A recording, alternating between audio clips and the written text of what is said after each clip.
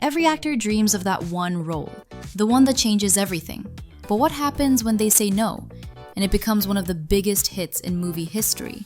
From The Matrix to Titanic and The Silence of the Lambs, some of Hollywood's biggest stars turned down roles that could have made them legends.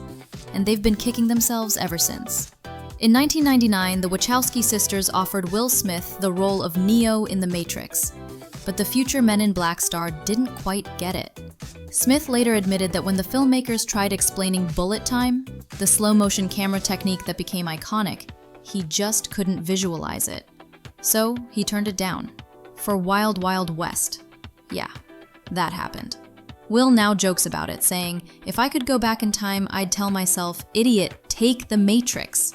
The silver lining? He says Keanu Reeves was perfect, and that his own version probably would have ruined the movie. Still, ouch.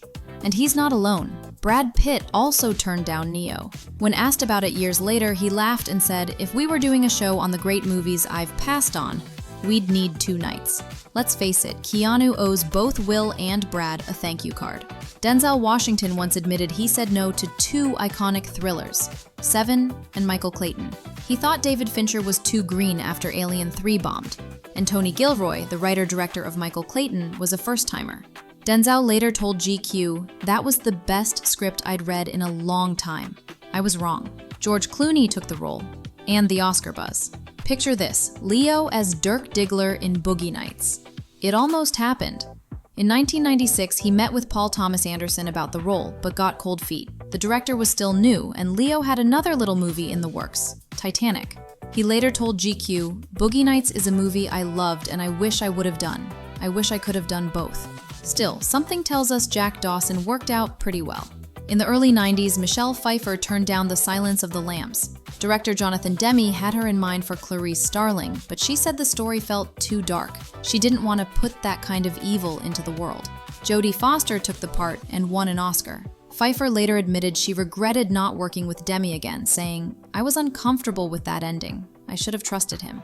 Before Sandra Bullock drove that explosive bus, the role of Annie Porter was offered to Halle Berry. She said no because in the version she read, the bus never left the parking lot. When the movie exploded, literally and figuratively, Halle said, "I saw it and went, ugh." Talk about a missed ride. Bruce Willis passed on Ghost, even though his wife at the time, Demi Moore, starred in it. He read the script and said, "How can a dead guy have a romance?" Patrick Swayze proved exactly how. Years later, Willis called himself a knucklehead for saying no. At least he had Die Hard to fall back on. This one still hurts to hear. James Cameron offered Matt Damon the lead role in Avatar and 10% of the profits. Damon turned it down because of a scheduling conflict. When Avatar became the highest-grossing film ever, Damon missed out on roughly $250 million.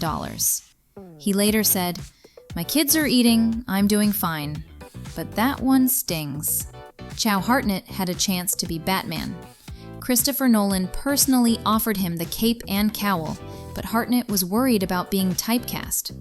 He said no, and then watched Nolan cast Christian Bale and his own girlfriend at the time, Scarlett Johansson, in The Prestige. Hartnett later admitted, "I should have built a relationship with Nolan. I missed out." Lesson learned? Never ghost Christopher Nolan. Gwyneth Paltrow was this close to playing Rose DeWitt Bukater in Titanic.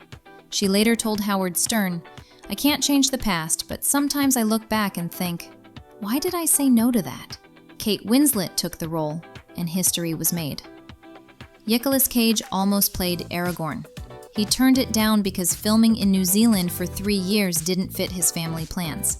He later said, "I would have benefited from it." That's putting it lightly, Nick.